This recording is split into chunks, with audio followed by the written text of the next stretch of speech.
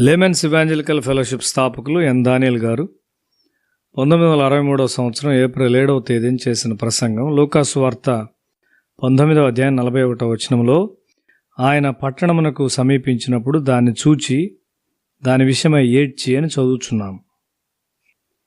యెరూషలేము చుట్టూ శత్రువులు ముట్టడి వేస్తారు అని యేసు చెప్పాడు. అక్కడ తప్పించుకున్నటకు మార్గం లేదు. వారు ప్రజలను చంపుతారు. పాపం వలన వచ్చు జీతము మరణము. చివరిగా నీ పాపము నిన్ను మరణమునకు తెచ్చినప్పుడు ఎవరు కలుగు చేసుకొనలేరు. దేవుణ్ణి అన్యాయస్తుడవు అని సాతాను నిందించును. ఆయన చట్టమును ఆయనే కొట్టివేయుచున్నాడు. ఈ మనిషి, ఈ కుటుంబము, ఈ జాతి పశ్చాత్తాపడలేదు కాబట్టి వారు నా వారై ఉన్నారు అని దయ్యము గట్టిగా అడుగును. ఆయన నిన్ను తన చేతుల్లోనికి తీసుకును. యేసు నీతో మాట్లాడుచున్నప్పుడు నీవు ఒక పాపివని అంగీకరించి నీవు తప్పక పశ్చాత్తాపడాలి. నీవు దీన్ని చేయకపోయినట్లయితే నరకంలోనికి లాగివేయబడతావు. యేసు ఆయన విచారకరమైన మనోభావాలను చెప్పి ముగించిన తరువాత పరిసయ్యులు వచ్చి ప్రజల సంతోషకరమైన ధ్వనిని నిలిపివేయినట్లు చేయుమని ఆయన్ను అడిగారు. సత్యము శక్తివంతమైనది, అది హఠాత్తుగా వచ్చును. వారు నిశ్శబ్దముగా ఉండలేరు అని యేసు చెప్పాడు. ఈ దైవభయం లేని ప్రజలు వారి మార్గంలో వారి వస్త్రములను పరువలేదు. వారు అట్లు చేసినప్పటికీ గాలి దాన్ని తుడిచివేయును. వస్త్రముల్లో కూడా వాటిని ధరించిన వారి భావముల యొక్క ప్రభావం ఉంటుంది. సుందర్ సింగ్ ఆయన శాలువాను నాకు ఇచ్చారు.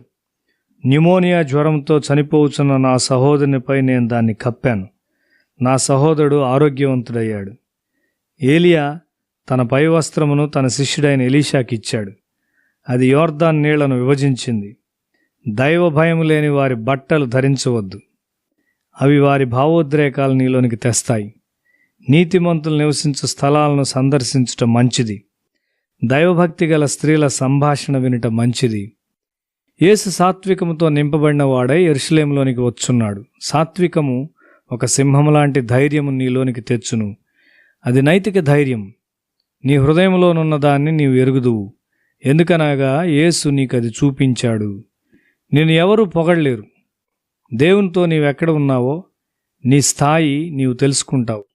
బైబిల్లో స్పష్టముగా చెప్పబడినట్లు నీ హృదయం యొక్క అంతరంగ భాగములను చూచునట్లు దేవుడు నీ కన్నులు తెరువు చేశాడు. అక్కడ దాచబడిన దుష్టత్వము లేదు. నీకు చూపబడిన దానంతటి విషయమై పశ్చాత్తాపడినావు, శుద్ధీకరించబడినావు.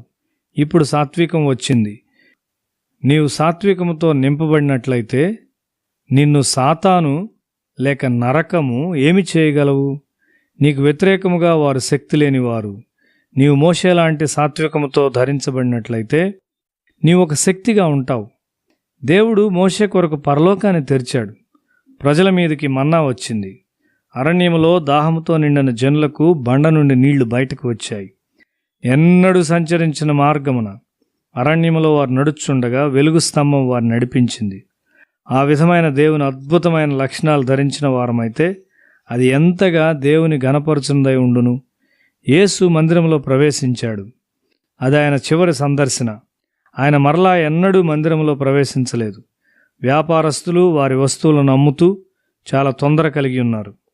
యేసు మందిరంలో డబ్బును పెద్ద విషయముగా తలంచలేదు. ఆయన పశువులను తోలివేశాడు. ప్రజలు ఆయన వ్యతిరేకించలేకపోయారు. ఆయన పరలోకపు గాంభీర్యమును ఏ మనిషి వ్యతిరేకించలేకపోయాడు.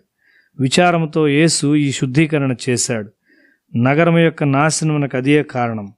నగరం మరలా ఎన్నడూ కట్టబడలేదు. యెహోవా ఆరాధన ఎన్నడూ పునరుద్ధరించబడలేదు. యేసు ఏడ్చుట గొప్ప కారణం ఉన్నది. ఆయన ఏడ్చాడు. ఆయన నీ కొరకు కూడా ఏడ్చినాడా? యూదులకు యెరూషలేము ఒక ప్రియమైన దృశ్యం. యెరికో నుండి యెరూషలేము వరకు అది ఒక ఎత్తైన మార్గం. వారు కొండ మీదకు ఎక్కుచూ నగరమును సమీపించినప్పుడు వారు ఆనందంతో గంతులు వేస్తారు. మందిరములో ఏదైనా నీవు స్వంతగా చేయటంత సులభమైంది కాదు. అక్కడ కార్యకలాపములతో రద్దీగా ఉన్నప్పుడు వ్యాపారస్తుల బల్లలను క్రిందకు నెట్టుట చాలా ఆలోచించదగింది. పండుగ సమయాల్లో నీవు మందిరంలోనికి పోయి వారి ఆచారములకు వ్యతిరేకంగా చేసినట్లయితే యూదులు వ్యతిరేకంగా లేపబడతారు.